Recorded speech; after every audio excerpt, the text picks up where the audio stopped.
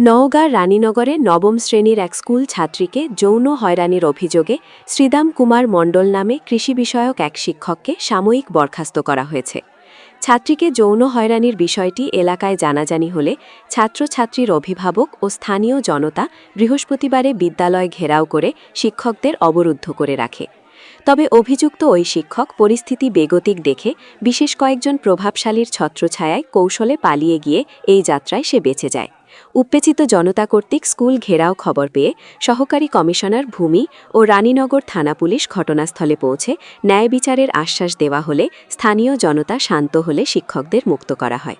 নওগাঁর রানীনগর থেকে কাজী আনিসুর রহমানের প্রতিবেদনে দেখুন বিস্তারিত। এই ন্যাক্কারজনক ঘটনায় বৃহস্পতিবার রাতে শিক্ষক শ্রীদাম মণ্ডলকে সাময়িক বরখাস্ত করা হয়। ঘটনাটি ঘটেছে উপজেলার বড়গাছা ইউনিয়নের দেউলা মানিকহার উচ্চ বিদ্যালয়ে। শিক্ষক শ্রীদাম মণ্ডল নওগাঁ জেলার আত্রাই উপজেলার তিলাবুদুরি গ্রামের বাসিন্দা। সে এই স্কুলে ২০০১ সাল থেকে শিক্ষকতা করত।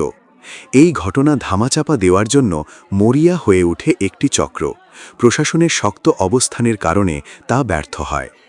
জানা গেছে, উপজেলার বড়গাছা ইউনিয়নের দেউলা মানিকহার উচ্চ বিদ্যালয়ে গত ৮ এপ্রিল স্কুল ছুটি হওয়ার আগ মুহূর্তে নবম শ্রেণীর এক ছাত্রীকে একটি গাইডবুক দেওয়ার নাম করে কমন রুমে ডেকে ওই ছাত্রীকে নানা কায়দায় সহকারী শিক্ষক শ্রীদাম যৌন হয়রানি করেন। বিষয়টি ভুক্তভোগী ছাত্রী বাড়িতে গিয়ে তার পরিবারের লোকজনকে জানালে বৃহস্পতিবার ভুক্তভোগীর স্বজন, সহপাঠী ও স্থানীয় লোকজন ওই স্কুলে গিয়ে শিক্ষক শ্রীদাম মণ্ডলের বিচারের দাবি জানিয়ে বেশ কয়েকজন শিক্ষককে ঘেরাও করে অবরুদ্ধ করে রাখে। স্কুল কর্তৃপক্ষ পরিস্থিতি সামাল দিতে ব্যর্থ হয়ে স্কুলের সভাপতি ও উপজেলা নির্বাহী অফিসার রাকিবুল হাসানকে জানালে তাৎক্ষণিকভাবে সহকারী কমিশনার ভূমি নাবলিয়া ইয়াসমিন ও থানা পুলিশকে ঘটনাস্থলে পাঠায়। পরে সহকারী কমিশনার ওই শিক্ষকের দৃষ্টান্তমূলক শাস্তির আশ্বাস দিলে স্থানীয় জনতা শান্ত হলে অন্যান্য শিক্ষকদের অবরুদ্ধ অবস্থা থেকে মুক্ত করে। এরপর ওই রাতেই বিদ্যালয়ের সভাপতি ও উপজেলা নির্বাহী অফিসার অভিযুক্ত ওই শিক্ষক শ্রীদাম মণ্ডলকে সাময়িকভাবে বরখাস্ত করেন। ওই স্কুলের প্রধান শিক্ষক দুলাল চন্দ্র প্রামাণিক জানান, সহকারী শিক্ষক শ্রীদামের বিরুদ্ধে ওঠা অভিযোগ প্রাথমিকভাবে সত্যতা পাওয়ায় তাকে সাময়িকভাবে বরখাস্ত করা হয়েছে।